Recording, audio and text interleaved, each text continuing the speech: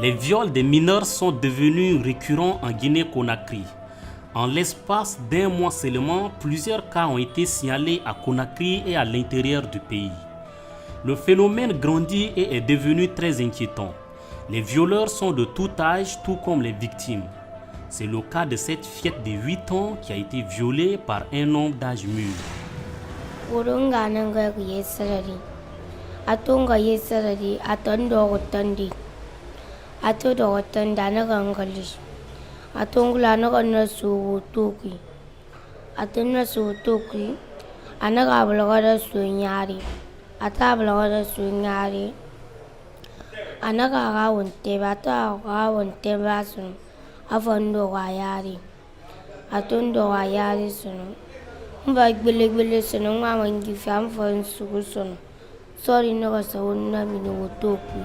Il y a 2 semaines, en train de circuler sur mon fil d'actualité, je tombe sur une vidéo d'une petite fille allongée avec du sang partout, déchiquetée au niveau des parties génitales. Alors je suis allée en profondeur pour savoir ce qui s'était vraiment passé. Et là, je découvre que cette petite fille, qui a été confiée par sa famille, ses parents, à une personne de la famille à qui ils avaient donné leur confiance, s'est fait violer brutalement, de façon sauvage et inacceptable. C'est pour cela que nous allons parler dans cette vidéo de pourquoi le viol est banalisé dans nos sociétés.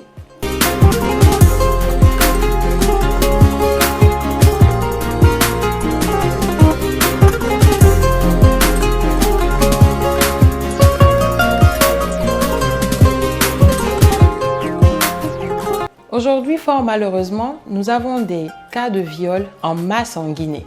Rien que sur 2019, à Kindia, il a été recensé plus de 350 cas de viol.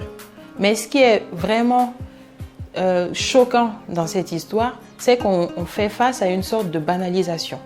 Face au viol dans notre société, on a juste des articles qui parlent de tel a été violé par ci, tel a été violé par là, pour faire le buzz.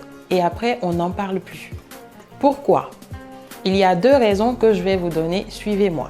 La première, c'est au niveau non seulement de la responsabilité de l'État et de la justice. Il y a trop d'impunité dans notre société, de telle sorte que les gens ils se font justice à eux-mêmes et peut-être des fois qu'ils ne le font même pas parce que le viol, c'est très banalisé. On ne tient pas compte de l'impact que ça a sur la vie de la victime, sur son futur, sur tout ce que cela peut lui apporter comme conséquence du côté physique et psychique. Il y a aussi le fait qu'on ne part pas réclamer nos droits. Il y a aujourd'hui des structures qui essayent de faire pas mal de choses, des associations qui essayent de se battre pour ce sujet, mais on fait toujours face à cette recrudescence des viols qui n'arrêtent pas. Ça, c'est l'un des premiers points. La responsabilisation de l'État et des institutions de la République pour mettre fin à ce fléau. Car aujourd'hui, on n'est pas en sécurité et on ne sait pas ce qui arrivera à nos jeunes filles qui sont en train de grandir et qui pourront avoir leur avenir perturbé. La deuxième raison, c'est encore plus intime, c'est au niveau des familles. Nous vivons dans une sorte d'hypocrisie dans nos familles aujourd'hui.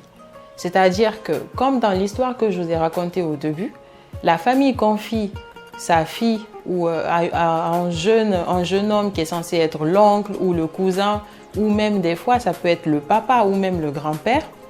Mais fort malheureusement, l'enfant se retrouve en danger et des fois il y a un silence derrière cette histoire-là. Jusqu'au point où même les familles, une fois au courant, continuent à faire la sourde oreille, continuent à pousser la victime à se taire, à penser peut-être que c'est elle qui a causé tout cela et la laisser grandir avec ce fardeau. Donc aujourd'hui, il faut qu'on dise stop, il faut qu'on sorte du silence.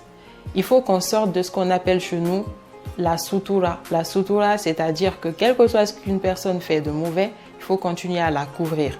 Il faut qu'on sorte de cela et qu'au niveau de nos familles, qu'on puisse pointer du doigt ces personnes qui ont un problème, contrairement aux victimes. Ce sont elles qui ont un problème, ce sont elles qui méritent d'être punies.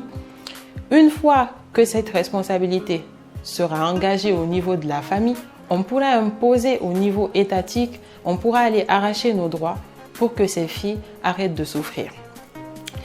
Et avant de terminer avec cette vidéo, on va introduire un sujet qui fera l'objet de la prochaine vidéo qu'on va entamer tout à l'heure.